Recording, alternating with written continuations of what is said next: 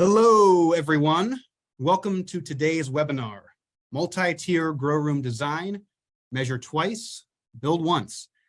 My name is Eric Sandy, and I'm the digital editor of Cannabis Business Times.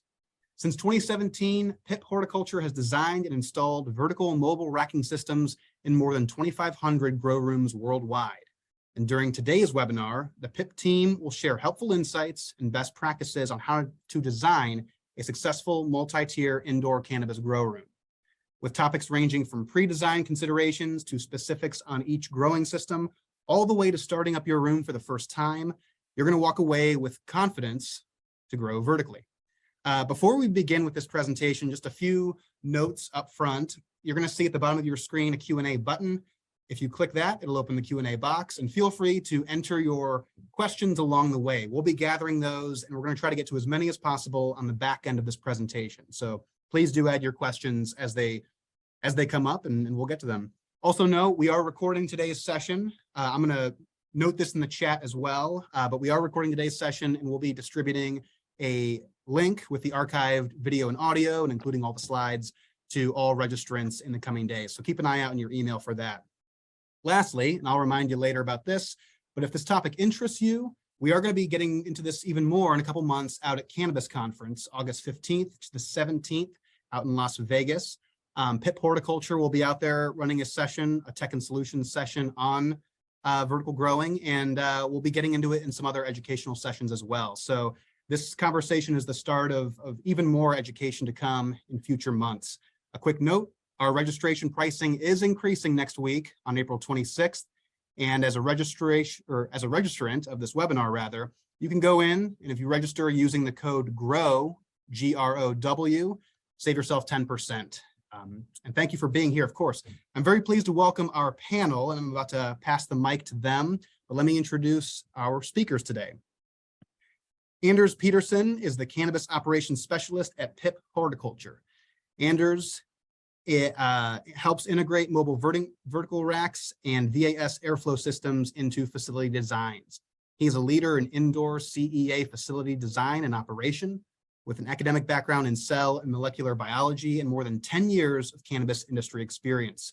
At 21, Anders co-founded his first legal Prop 215 cannabis company, which manufactured solventless concentrates. He was one of the first wholesalers of hash rosin in the California medical market, and he co-founded one of the first medical cannabis dispensaries in Arkansas.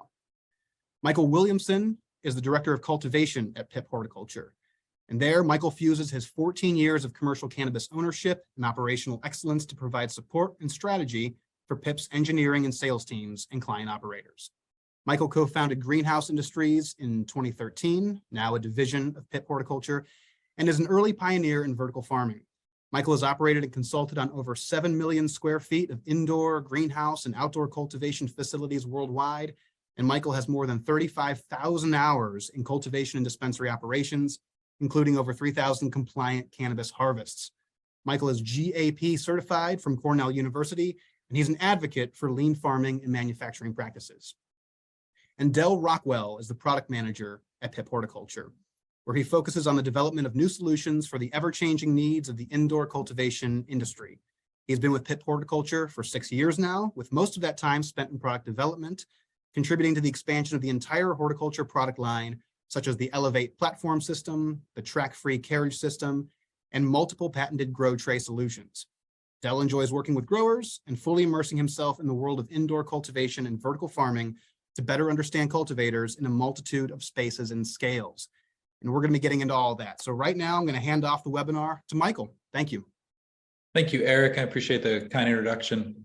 Before we get started today, on behalf of PIP Horticulture, I want to thank Cannabis Business Times for hosting us. And I especially want to thank the attendees for taking time out of your busy day to learn, share, and grow with us. Lastly, I want to wish everyone a happy 420. Hopefully you're puffing on something extra special at the moment. All right, so today we're going to discuss the following topics: pre-design considerations, site evaluation, budget and facility planning, design recommendations for each grow phase, and common pitfalls to avoid. Now, we're going to try and cover a lot of ground in a short period of time. Each one of these topics could be long webinars on their own. So we're going to do the best to give you some key insights into critical design criteria for consideration. before you design and operate an indoor multi-tiered cannabis cultivation facility. For those seeking a deeper dive on topics, we'll provide our contact info at the end of the presentation, and we're more than happy to set up a call and answer questions and discuss topics further. So moving on to the next slide, pre-design consideration. On this slide, we'll look and discuss at what it looks like to assemble your design team, site selection, space planning, workflow considerations, vendor selection, comprehensive bid analysis, and how budget impacts design. A few acronyms that we'll be using on this slide are A&D, which is architect and engineering, MEP, mechanical, electrical, and plumbing. This is your core engineering team. You may also have civil and structural and maybe environmental engineers involved in your project as well. And the last acronym is HVAC or HVAC-D, which stands for heating, ventilation, air conditioning, and dehumidification. When selecting an A&E team, it's critical to select someone or a firm that has a long proven track record in multi-tiered cannabis cultivation facility design and engineering. And it's important they've completed tasks for projects that are operational, ideally for 1 to 2 years. If you can tour their client's facilities, that's always a big plus to kind of get your hands on it and see it and feel it for yourself. There are several architects and engineers that have been serving the industry now for 10 plus years. And they've learned the many common pitfalls. Don't waste your time working with an architect or engineer that's just getting started in the cannabis industry, regardless of what they've accomplished in other industries. For whatever reason, this one's just got a steep learning curve. And what looks good on paper doesn't always translate well operationally and can lead to bottlenecks, poor workflow, increased labor, and operational expenses. Another team member when you're building your design team that's critical is typically a cannabis consultant. Now, I know the cannabis consultants have gotten a bad reputation in the cannabis space, but there are some really good ones out there that really know what they're doing, and they can help and protect owners when navigating difficult decisions. The role of the cannabis cultivation consultant at this stage is mostly to serve as an owner's rep to help answer questions for the A&E teams, assist with equipment selection, maybe provide inputs for financial modeling, describe workflows, SOPs, and answer general strategy questions for owners. Anders, can you elaborate a little bit further and explain what it looks like when you're selecting equipment and vendors? Yeah, when I was on the plant touching side of the industry, vendors were a valuable source of information for me as a grower. Instead of the 1 or 2 projects that I was involved in or exposed to, equipment vendors get to see tens or hundreds of facilities, and many of them shared some great insights with me. And that's what we're hoping to do today with you. And so they can tell you what they've seen to be successful and kind of some best practices. With how complex these buildings are, I like to choose a group of equipment vendors to work with that have experience working together on projects so that I can feel confident that all the systems will integrate with one another without a bunch of custom construction or engineering. Racking providers like PIP are typically one of the first equipment vendors contacted during the design process because the benching layouts dictate the sizing of many systems downstream, such as your lighting count, your plant count, and even your HVAC capacity. So it's really beneficial to establish your racking layout early on in the process and feel confident about it, just to limit the amount of revisions and change orders down the road. Before we talk about site selection, I want to talk a little bit about the importance of comprehensive bid analysis. And, a lot of people get multiple bids. I don't know where the magic number is for people, but it's usually somewhere between 3 and 5 when there are actual other competitors out there. In some specialized areas, there's just not a lot of people servicing that piece of equipment. But the biggest one that we see is a lot of people will just simply look at the number at the bottom and go, oh, that's the cheapest one. And I think a lot of people on this webinar probably know the cheapest price is rarely the cheapest price, and oftentimes can be the most expensive price. So you really want to look at things from a line item standpoint. There's a lot of slick companies out there that try and disguise pricing and maybe will leave off tax or shipping to appear that they have a lower price. So really getting into the nitty-gritty is really critical. And a lot of people, when it comes to a certain amount of equipment that draws power, they'll only run a CapEx expense on it, and they won't look at it from an operational expense standpoint. So lighting is a good example of this. HVAC is a good example. If we take lighting as an example, you might look at a fixture and say, and the bids come back and you're like, that's the most expensive one, I can't afford it.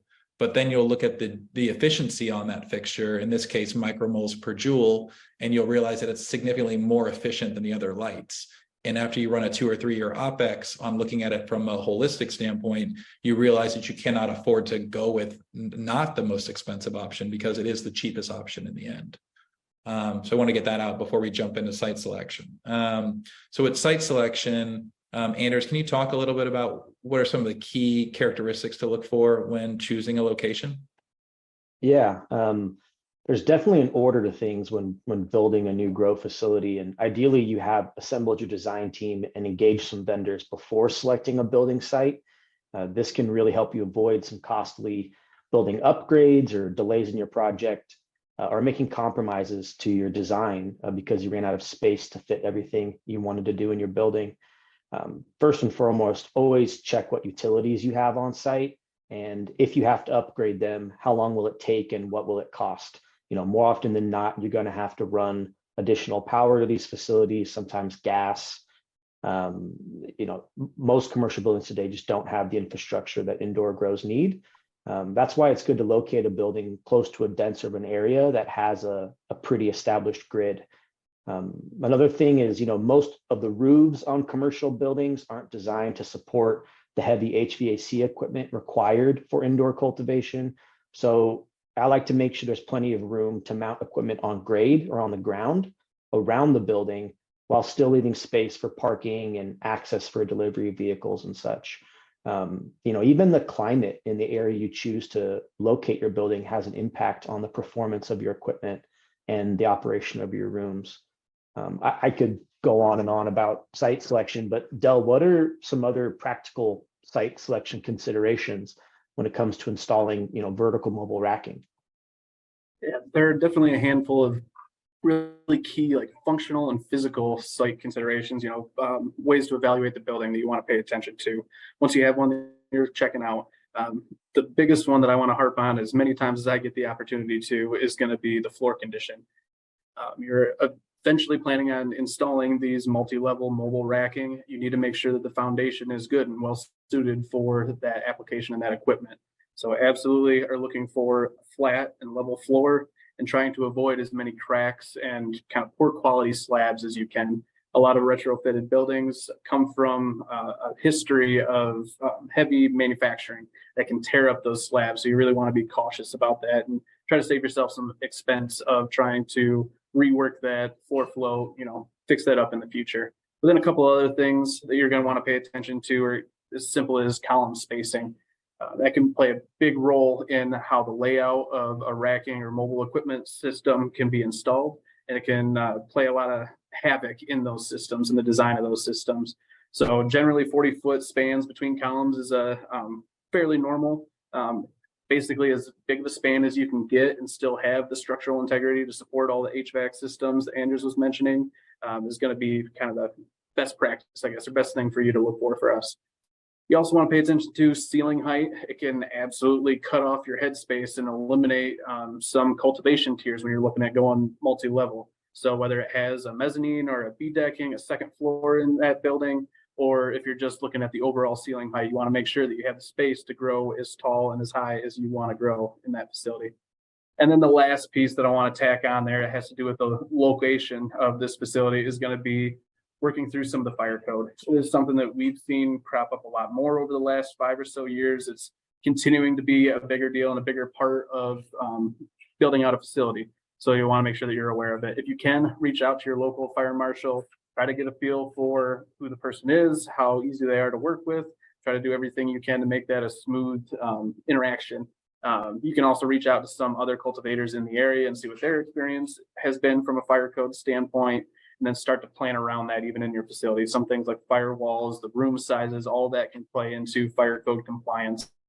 The last tidbit I'll say is that the NFPA, National Fire Protection Agency, is working on an NFPA 420 specifically for cannabis cultivation, which we have not had up to this point. So I definitely suggest anybody that's looking at building a facility in the near future to get onto their website and just try to sign up for some updates, pay attention to that, and then also help us once we come around to being able to do some edits and tweaks to that. So just pay attention to it, keep your eyes on it. I like how they called it NFPA 420. It's pretty fun. Yeah. Right on the note. I like it. And now when we talk about budgeting, we see a lot of common trends because we've got a lot of exposure to a lot of different clients and we've been in hundreds of grow facilities. You start to see root cause analysis problems pretty consistently throughout the space. And one of them that occurs often in the design process is essentially people are trying to build a Bugatti on like a Toyota budget. And what I mean by that is you'll hear comments like, oh, we're building a state-of-the-art facility. We're building the Ferrari of cultivation facilities, whatever, some version of that. And the problem is that's fine. It all sounds great until they put all that hard work of architectural and engineering work out to bid. The numbers come back and let's say they had a $10 million budget and the numbers come back at 25 million. Well, now you're going through a huge value engineering exercise.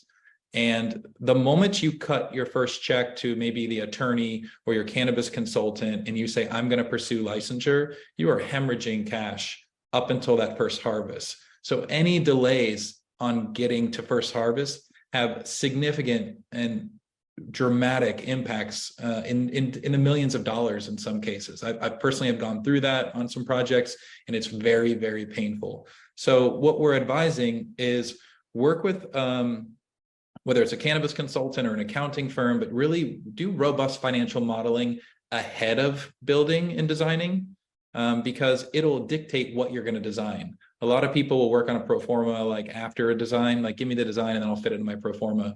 Figure out a pro forma first that works for you and a budget, a construction budget, and then understand what you're capable of designing with the funds that you have and avoid the painful burden of value engineering. Anders, can you talk a little bit about just some of the general square foot costs in relationship to the build outs? Yeah. To build out an indoor cultivation facility, whether it's single or multi-tier, you're looking in general between $300 to $500 plus a square foot. And it's a spectrum. You know, the more you invest in efficient technologies, quality equipment, and automation upfront with your CapEx, the lower your operating costs will be in perpetuity, which will help you weather the volatility of the price per pound, changing in most markets. So if you do end up having to start shaving your budget down during the design phase and you start cutting corners, that can just lead to a higher operating cost for the life of your facility. And it can put limitations, depending on which corners you're cutting, on the product quality or yield potential that your facility can even produce. So it really can set the bar for the success of these facilities. Yeah, and spending more money doesn't always translate well to higher quality product. Right. You can totally over-engineer and over-design a space really quickly if you don't have someone playing devil's advocate on the calls. It's easy to get excited during the building process. Yeah. Right. We're going to transition over to facility planning. All right, wonderful. We got a nice visual aid here, which we'll explain in a little bit. So now that you've identified your design team, you've hopefully secured a location, and you have a general sense of the rules of engagement, it's time to start planning the macro and eventually micro details of your facility. Some acronyms and definitions in this slide are canopy footprint or canopy square feet. This is the total surface area of all grow trays in the room. It doesn't matter what your plant count is. It's really just looking at your canopy, your capable canopy. Your main aisle is going to be the area in front of the multi-tiered grow room that's on that little red highlighter there. And the mobile aisle is going to be the area in between the rows that creates space to access and maintenance plants. The home or resting position is a term that we use when we refer to the mobile racking being equally spaced out during times when labor and employees are not present. And this allows for increased airflow between the tiers. And then the last one is tier or tier height or elevation. This is simply the distance in between each tier. Okay, so one of the first steps in space planning is to create a list of all the rooms in the building. and then provide narrative details about what process is going to be happening in the room, how many employees will be in the room, what is the equipment required, what's the associated power of that equipment, and if there's any special utility or special needs requirements. This will dramatically help your architects and your engineers have an idea of kind of what you're trying to do in each space. And working with your design team, you can start to size and lay out these rooms loosely. A strong facility design will typically go through multiple revisions, hopefully not 30, but maybe 7, maybe 10. And an efficient design team can develop full construction documents in 90 days or less, assuming that you can answer all their questions and provide them with all the information that they need. Anders, can you elaborate on common and best practices for laying out live plant rooms efficiently? Yeah, sure. So I love doing this where you take a blank slate of a building and planning out the operation before diving into the nitty gritty of the room design. But, for example, because most cannabis genetics take 9 weeks to flower, it's really helpful to have the number of your flower rooms to be in multiples of 3. And I always start with your flower rooms first and your flowering canopy. So you have, multiples of 3. So yeah, ideally you have something like 9 flower rooms, each with a 9-week cycle. And that way your staff does the same tasks every week, including a harvest once a week.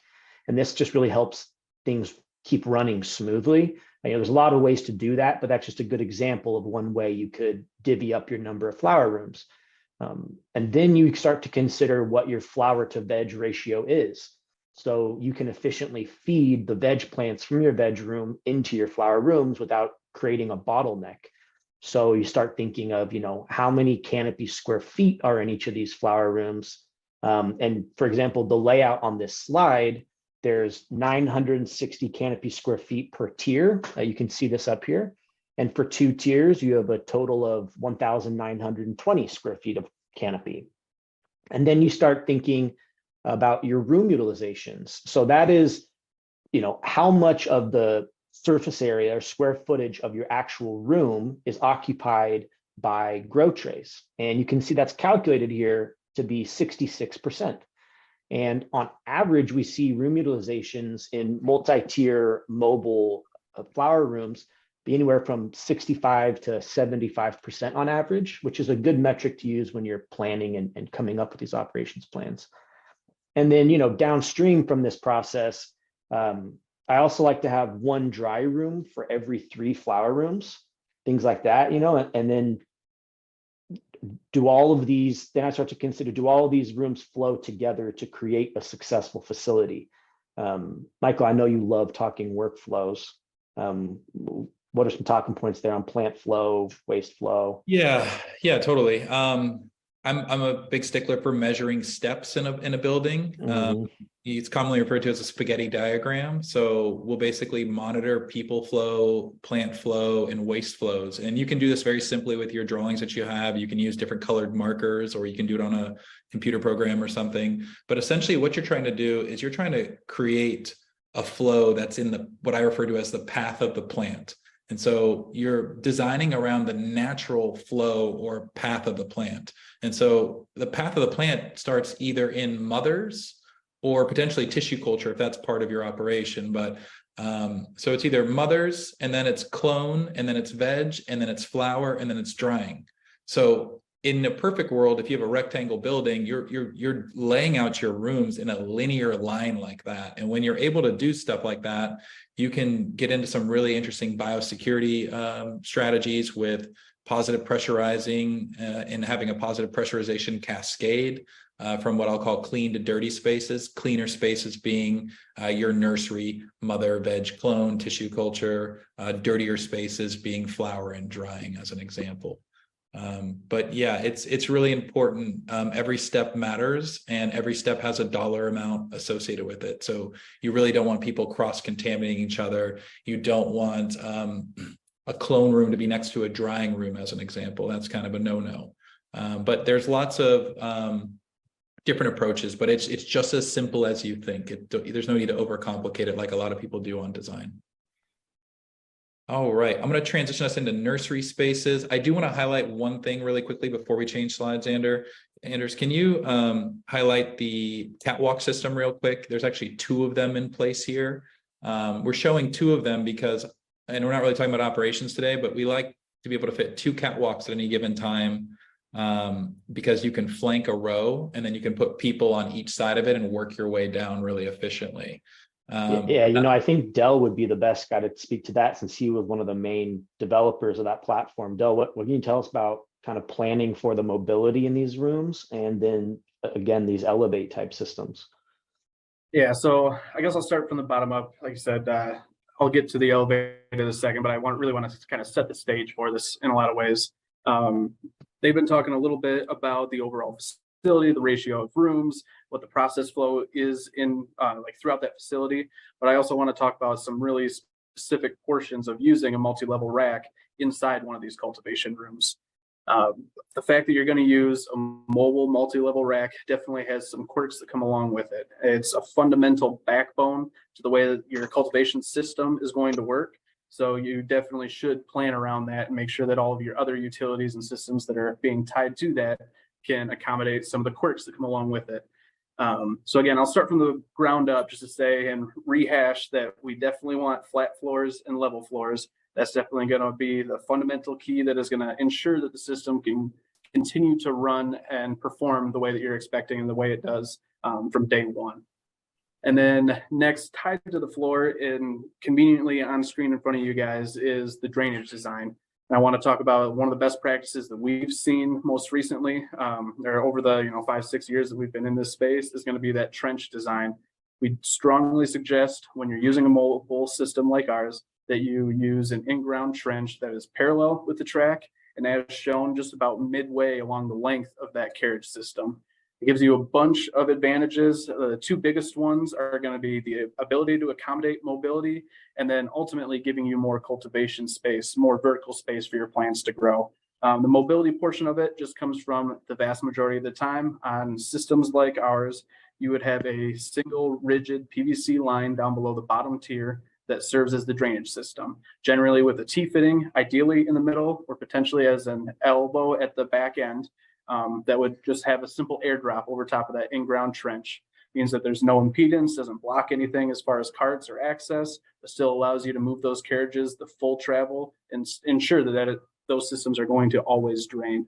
The alternative to that is going to be an above ground gutter or trench at the back of the system. It can also be in ground as well. Most commonly though, it would be above ground kind of gutter system. And that's kind of the next best option. Still accommodates all the mobility, but can start to stack up some runoff when you're using the traditional 1/8 inch a foot for water plumbing and ensuring the water is going to course out of that room the appropriate way. The next step that I want to talk about, again, you have some mobility. So the electrical and irrigation drops are something you're going to want to pay attention to. Where it is, most of the time, they're going to be a ceiling drop that comes down, but it can be at the front of the system, the middle of the system, or the back of the system. We generally suggest be up front just for it to be more easily accessible should you have to make any repairs or anything like that. The other portion of that is going to be the mobility specifically. You're going to want to make sure that any lines that you have connecting to these mobile units has some festooning or service loops, basically slack in the lines that allows you to move that full travel. And you can get a good idea of the full travel just by looking at our layouts and look at what the mobile aisle is spec'd as. That's going to be the full range of travel that each one of those carriages can move when it's inside those systems. And then last, you just want to take a couple looks at some other things in the room to check out for any kind of interference points that you can have. That could be trusses hanging a little bit lower, drop ceiling, plumbing pipes coming down inside the walls, columns in there, electrical panels you're going to plan on putting on those walls. All of those things can create some interference points that would require some last minute adjustments on site during the installation process. And it's definitely ideal to try to avoid if at all possible. But then to Michael's question specifically, while we're here and looking at this layout, I definitely want to talk over accessing those multiple tiers and the higher tiers in particular. There's a lot of methods that cultivators use to access those, and some work better, some work worse. You can use everything from basic step stools, kind of fold out ladders, rolling ladders, Cotterman ladders, crown wave, like man lifts, a lot of different options. We definitely spent a lot of time to try to develop a purpose-built platform system with our Elevate platform system. And we definitely feel like that's kind of the best option for you. It's built for the racks, and it ensures that you have a safe, flexible, and efficient way to access those upper tiers.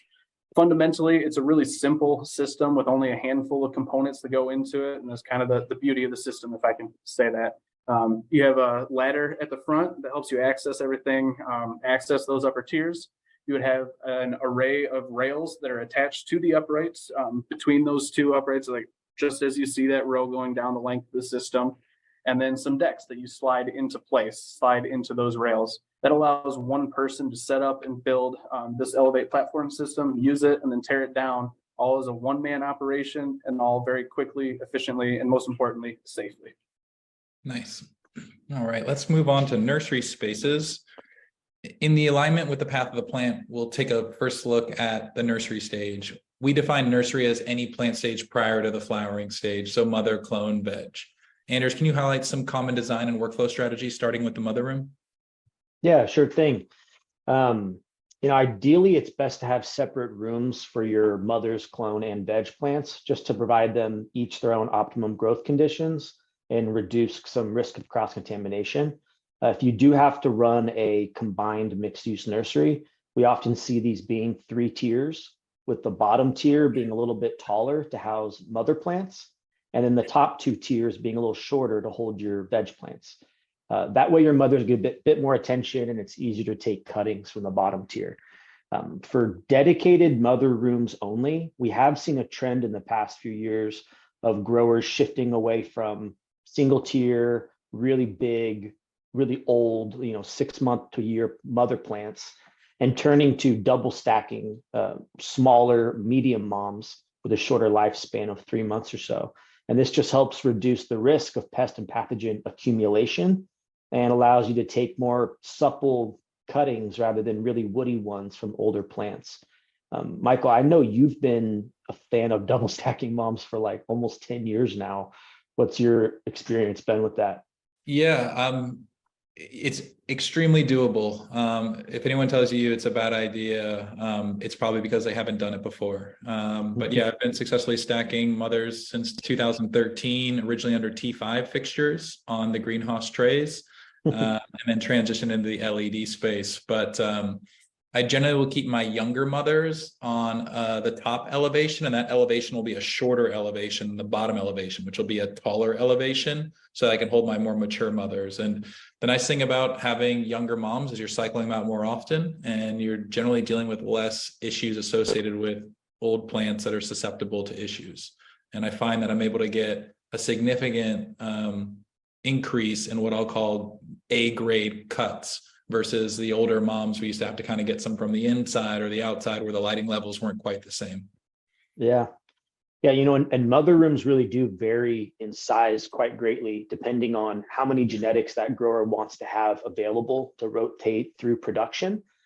So planning for the plant counts that you want to house all of your different genetics. We have seen recently tissue culture labs allowing you to downsize your mother rooms with your genetic library being stored in TC, and only your grown out production moms being fully, grown, saving even more space. But regardless of tissue culture or not at your facility, double stacked mother rooms really do help you house additional genetics in a smaller space, allowing you to allocate more square footage for flower production, because while mother rooms are very important, they don't generate revenue. So it's a great way to save some money of floor space too.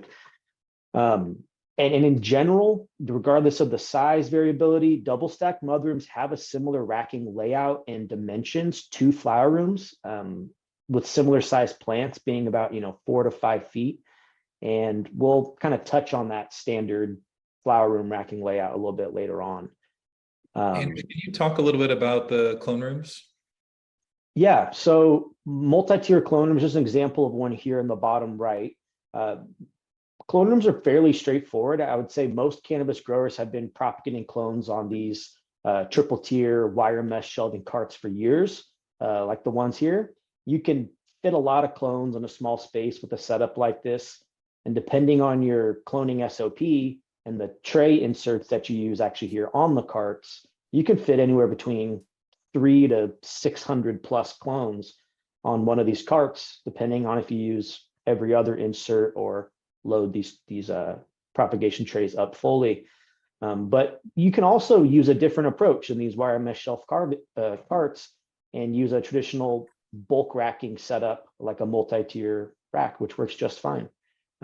If you don't have a dedicated clone room, my personal preference is to house the clone carts on the side of my veg room rather than in my mother room. That way you enter your mother room less frequently, protecting those genetics, when you need to check on your clones throughout the day. And it makes it a little bit easier when it comes time to transplanting up or potting up in veg.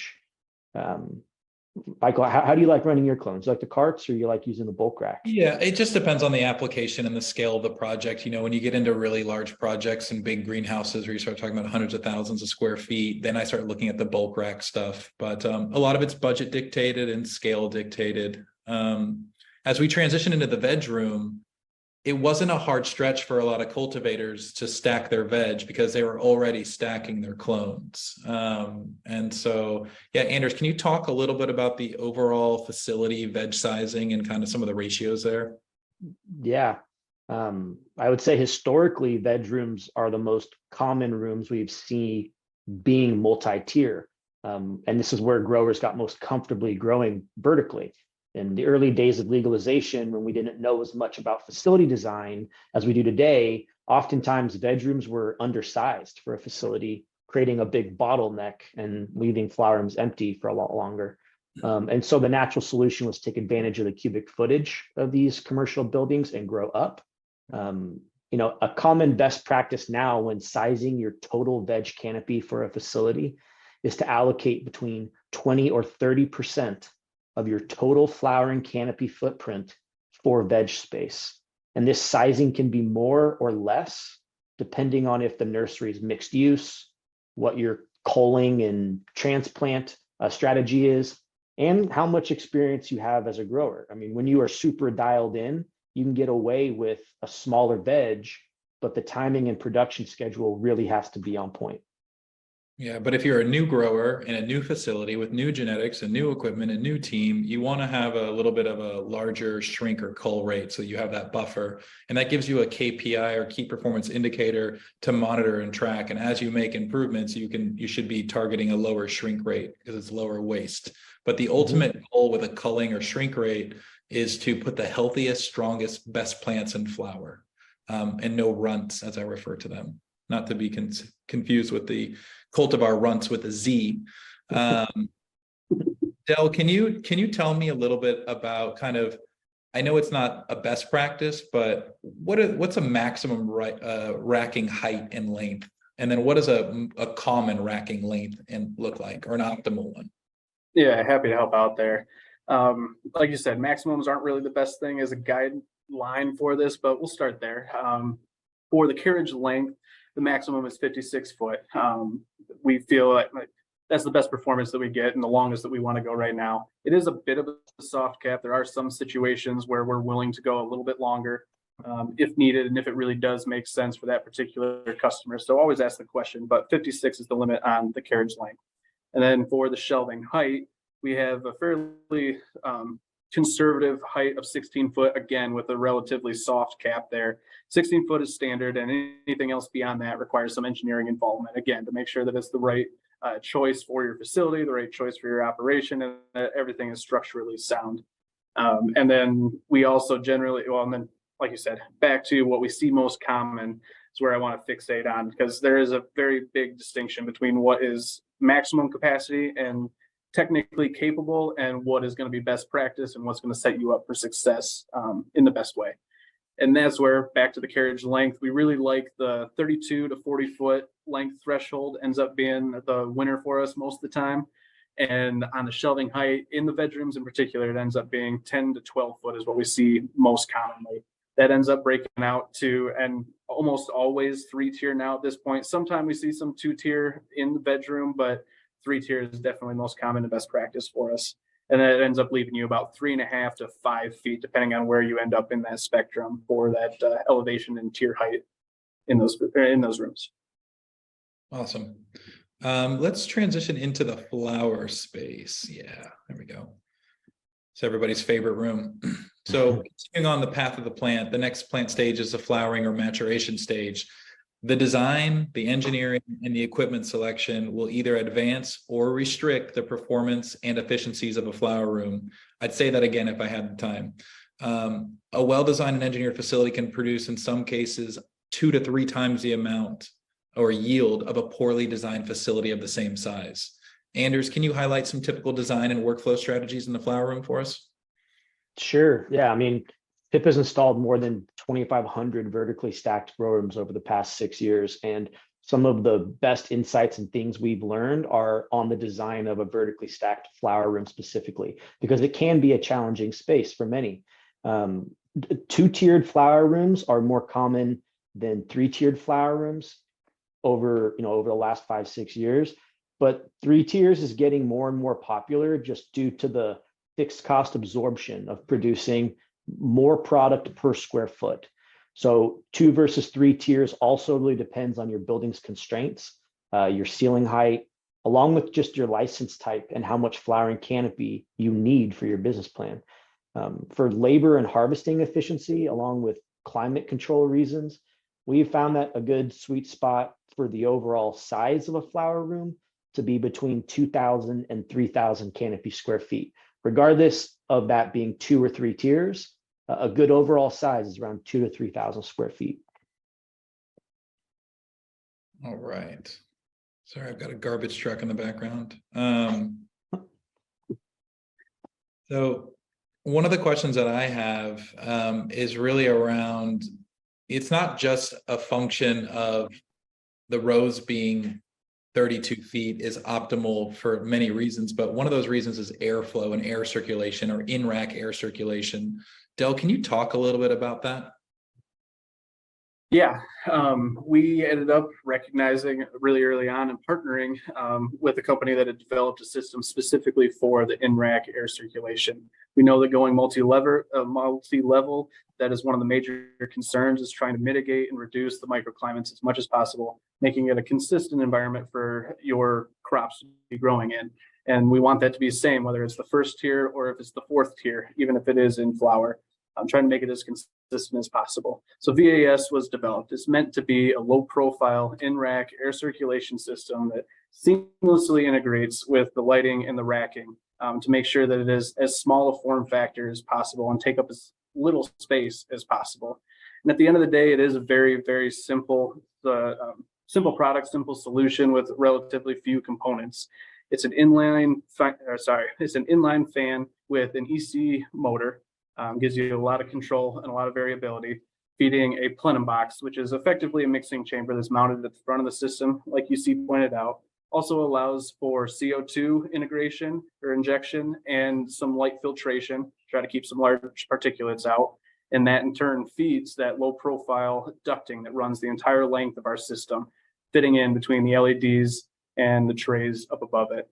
And I will pass this back over to Anders just to explain why it is so important to have that in-rack air circulation and how that integrates and works with the HVAC in the room. Yeah, that could be a whole webinar on its own, and I wish we had more time to talk in depth about it. But the short version is these in-rack airflow systems in a multi-tier grow room really do work synergistically with your HVAC system, which is a critical piece to success in a multi-tiered flower room.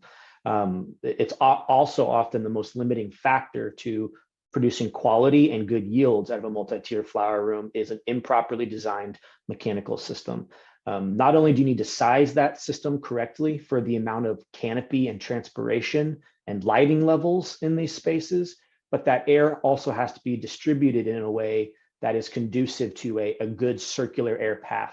And traditionally, what we like to see, or what we found to be successful, is supplying the air in this front main aisle, letting the in-rack airflow fans capture that dehumidified conditioned air. It pushes it down the length of your rows, which are ideally less than 32 to 40 feet, just to limit the distance that air has to travel. And then the air is returned on the very back wall at multiple elevations, recirculating back to your HVAC system. And so this is, the in-rack airflow is 1/2 of this circular air loop. And you might be doing 20 to 30 air exchanges an hour in a space like this. And there's a lot of ways to skin a cat, as they say, But that's just one example of how we have found a good mechanical system design in a multi-tiered flower room. So in summary, your in-rack air circulation is only as good as the HVAC system supplying that conditioned air. Before we transition into the drying and curing rooms, I want to just let the audience know and attendees know that if you have questions, you can pop them in the Q&A box. There's a tab and a button somewhere on your screen, and we'll be doing Q&A right after drying and cure. So drying and curing, it's arguably one of the areas where product is butchered the most. It's a balance of science, traditional knowledge in this industry, sometimes passed down for generations, and ultimately respect for the plant. From a design perspective, a good amount of new design professionals tend to undersize the drying rooms and also undersize the HVAC and the dehumidification capabilities. Growers can cultivate a beautiful batch of high quality flowers, and it can be ruined in just a matter of days in terms of final product, quality, terpenes, smokability with an underperforming dry and cure room. Drying strategies vary quite a bit from grower to grower as well. Del, can you comment on how you're trying to meet this variabilities of grower approaches to drying? Yep, absolutely. The varying approaches definitely leads to a wide variety of options and solutions that we have to try to accommodate and provide. And that's definitely what we try to do. It's kind of broken up into two main categories. The first one that I want to talk about are just the mobile carts, fairly common and standard, especially the Z-based carts that we see used a lot of the time. They have their pros and cons, and then also some purpose-built rivet carts that we provide, but a number of vendors provide, have a lot of the same advantages, pros and cons. The biggest one is the room-to-room mobility. Being able to transfer the plants onto a cart and then transfer it into the dry room is a huge advantage in some ways, but then also leads to a lot of double handling and double touching. So some negatives there as well that you want to be aware of and pay attention to. The other side, or other factor with the carts in particular, is paying attention to door heights and some hallway access and constraints that you might have. It would be a shame to finally build this out, build the carts, and then not be able to get it out the door. Next, as you can see on your screen, is we also developed and provide full mobile units as well. What you see on your screen right here is our light duty rivet solution. It's very robust and solid solution, but a little bit lighter weight than some of our bulk rack. We also do provide bulk rack solutions for the dry room, which comes with a couple additional benefits that we really want to highlight here. The biggest one being the ability to use that Elevate catwalk system that we had mentioned before. You still have to access, when you are going multi-tier, even in the dry room, you do have to access those plants at the higher levels. Being able to use the Elevate platform helps out a ton. And then one of the last things is the way that you actually hang the plant. You want to pay attention to that because there are a lot of different solutions that we can offer up. Either the hang bars that you see on that left-hand picture, flat wire grid that gets used. We've seen steel cables get used. And then our other key offering that we really like is the cantilever finger bars that you see on that right-hand side. It offers a lot of flexibility and easy access that we think hits the spot for a lot of different people. So there's a lot of different solutions, a lot of different options, but it is entirely dependent on what your dry cure process or strategy is going to be. So do you mind explaining a little bit of why you would choose one process versus another, Anders? Yeah, there's a lot of variability in how growers prefer to harvest and hang their plants. And you know, for example, some growers prefer the whole plant hang approach, while others like to break a plant down into individual branches at harvest, what people call a hook and hang approach. Each have their own space requirements and pros and cons. It's best to size a dry room as a whole to fit a whole harvest from a single flower room at a time. So we call this a single load-in strategy. The alternative is a continual load-in strategy with a much larger dry room with harvests from multiple flower rooms and plants at different stages of drying. And for many reasons, that can be problematic. So I think most today prefer the single load-in strategy of one flower room into one right-sized dry room.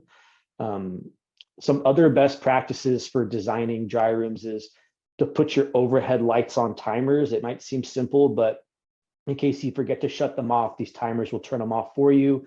This will help limit some of the photo oxidation that can occur from just the lights as plants are drying. I always harp on keeping your doors shut. So put auto closers on all of your doors going to your dry room.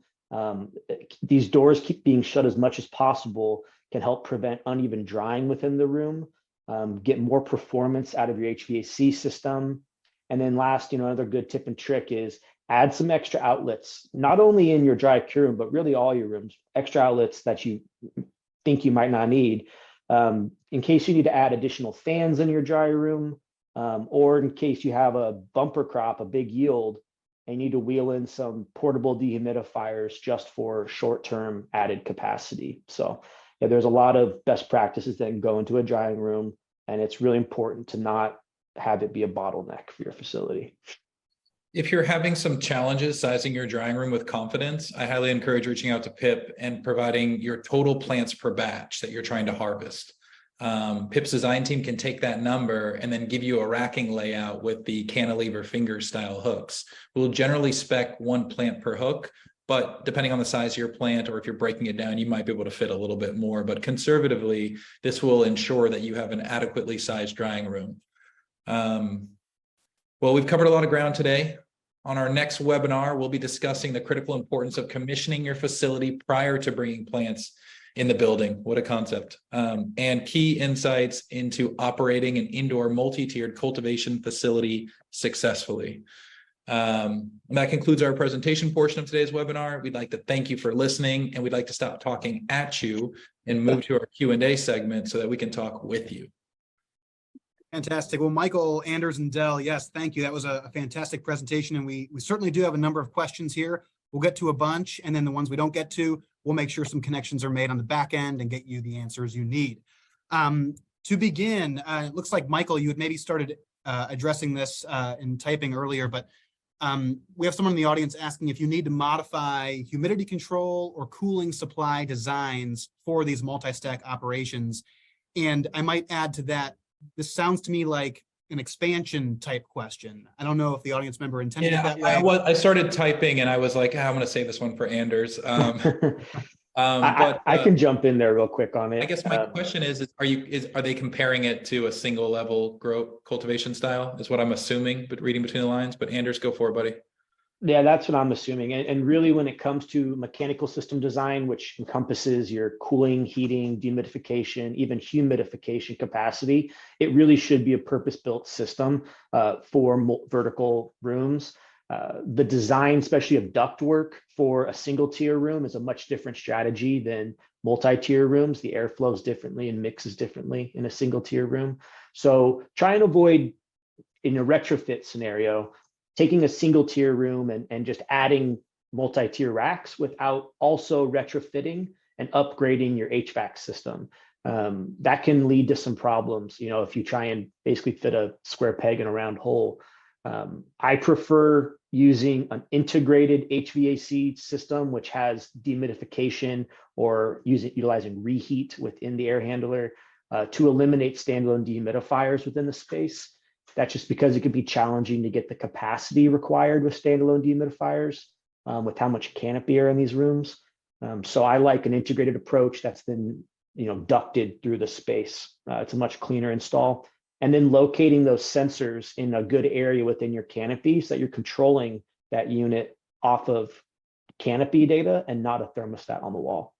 I hope that if you want to talk more about that, please reach out to me because I love this topic. Fantastic. We got a question over in the chat side of the window, and I think it came in during the drying slide. How do you store the racks you step on when they're not being used? Do they work into the design, or how does storage work, I suppose, is the question. Yeah, I'll hop in with that one. That's a great question. You really have to fixate on the decks are the most important part to try to find a storage solution for. There's a variety of options that you can use. Most commonly, we see some fairly simple hooks or hangers that you can go through and hang each one of the decks almost individually along the wall to make sure it's right there and readily accessible for use inside that room. Some of the other components, the ladder, most of the time can conveniently hang right off of the bulk rack inside that room. Ends up being a readily available location for it. And then the rails, we actually prefer, we kind of suggest, I guess, to leave them in place. It helps out from an efficiency standpoint to have them in each one of the mobile aisles so that the setup ends up becoming much quicker. But all you have to do is slide in the decks and then attach the ladder, and then you're good to go. So the rails generally you get to leave in place if possible. Otherwise, you just move it around and then leave it in that mobile aisle when you're done. Excellent. We had a question here about size recommendations / ratios between drying rooms and flowering area. And I believe earlier, Anders, you had said 1 dry room to 1 or to 3 flower rooms. Correct me if I'm wrong, but could you maybe elaborate a bit on that math there? I do like that 1 drying room for every 3 flower rooms, but I think this question might be looking towards a similar recommendation where, veg to flower ratio is about 20 to 30% of your flowering canopy is your veg. Unfortunately, there's no general metric like that to apply to drying rooms with all the variability in how people harvest plants and hang them and chop them up at harvest. So that really comes back to, if you have an existing facility or an existing dry room, understanding the dimensions of these plants, the volume requirements required for a harvest, collect as much of that data as possible on your approach and preferable approach to drying and curing. And that information is super useful in the design phase. We can have a conversation about it and make sure you feel comfortable with the size of the dry room you have or the cubic footage required. But collect a lot of data as always, especially in an existing facility. Unfortunately, there's just no good ratio for flower to dry. It's more custom. We have 2 questions here that I may just, I guess, fold into 2 related questions about aeroponics and hydro. And this person in the audience is mentioning RDWC in these multi-tier flower rooms. So I know these are 2 different things we're talking about, but I may try to fold them into one question. And both questions are basically, do those systems work with these multi-tier environments? Yeah, I'll try to hop on and snag those. It definitely is possible to use both of those types of systems, both the deep water culture as well as an aeroponics system on our multi-level systems. But I will say it definitely takes some additional legwork and some additional planning and even engineering, basically hours to go into that. Our main concern is not so much in the process and the way that you're getting the water to the plants. It's more so in the load capacity and the weights that are required. Most of the time there's, especially with the aeroponic, but even with the deep water culture, there's normally a large reservoir of a fairly high amount of water, a high count of gallons, I guess, of water. And that stacks up to a lot of weight that you have to be able to accommodate. Back again to the quirks of the mobility, there's a lot of things that you have to plan around. So you have to know whether that reservoir is either going to be mounted to the rack and on our system or somewhere overhead or potentially in a remote room. So all that has to be considered, but it's absolutely possible to use aeroponics or deep water culture in our system. And that's almost the exact same considerations for living soil too. I mean, it's almost the exact same thing. The thing that you mentioned too is PIP is we're factory direct. So one of the beautiful things about PIP is you can call in and you can talk to Dell and you can work through these things. You're probably not the first person to call and talk about it, so we've got a leg up on it. But we want to make sure that we come up with a solution or modify an existing solution that meets your needs. Absolutely. I did want to touch on this question here, and Dell, I know you responded via typing. But we had a question about tier heights in flowering. We were kind of touching on maximums and overall lengths earlier in the presentation, but Dell, in your answer here, you mentioned briefly some like Michigan regulations and some state licensing requirements. So I know that's a whole other kit and caboodle that would be unique to each audience member, but could you touch on that role of like plant count limits or just regulatory things to keep in mind? High pile, maybe.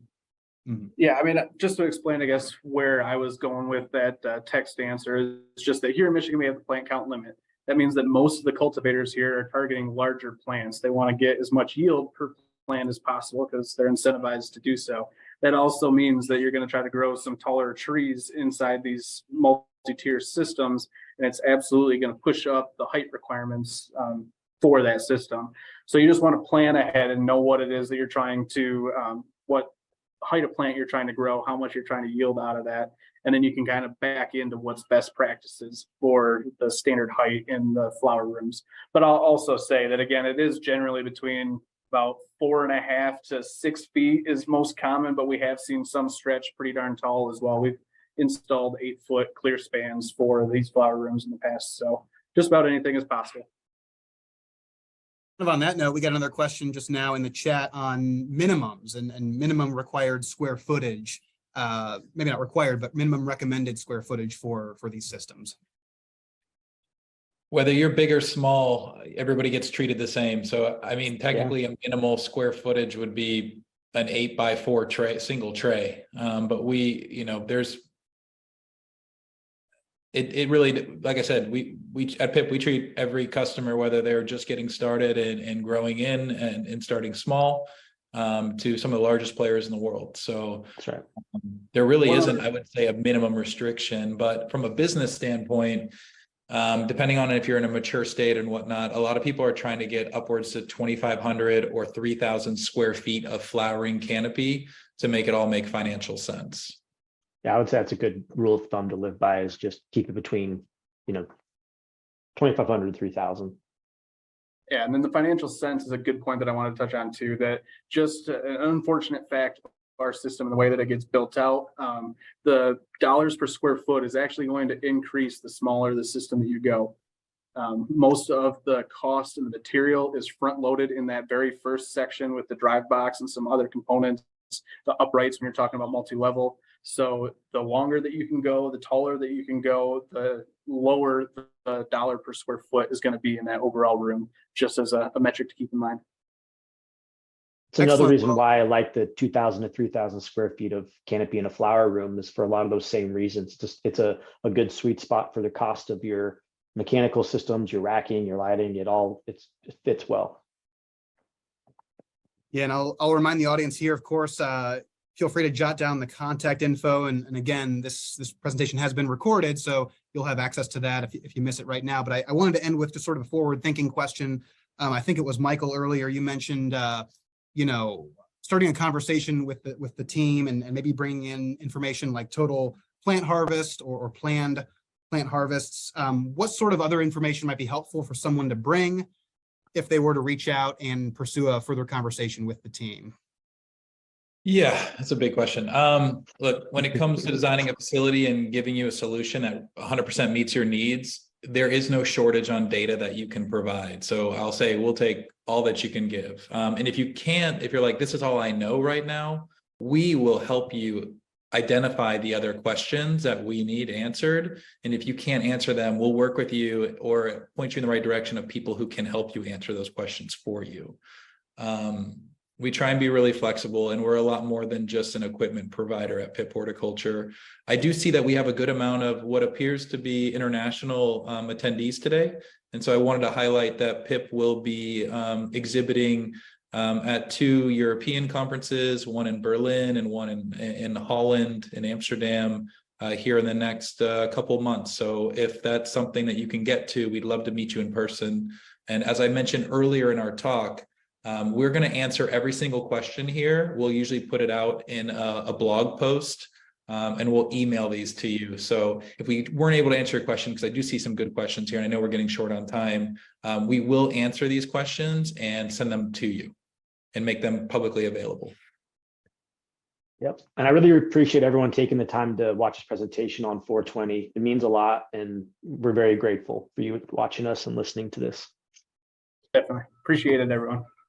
Absolutely. Yeah. And Michael, Anders, and Dell and the whole PIP team, thank you. This was really fantastic. We've been very excited to share this information with our audience. And similarly, kind of like what you were just saying, Michael, I know PIP Horticulture and the team will be out running a Tech and Solutions session at Cannabis Conference in just a few months in August out in Las Vegas. And future webinar opportunities as well are coming up on the calendar. So this is not the end of the conversation by any means. In terms of Cannabis Conference, like I said earlier, prices are increasing on the 26th. So make sure you check out cannabisconference.com if you enjoyed this presentation and want to learn more about vertical growing and much more. And like I said, use the code GROW, G-R-O-W, to knock off 10%. But other than that, I want to thank everybody for attending the presentation today. And once more, Michael, Anders, and Dell, and the PIP Horticulture team, thank you for the information. This was fantastic. Happy 420, folks. Yeah. Cheers.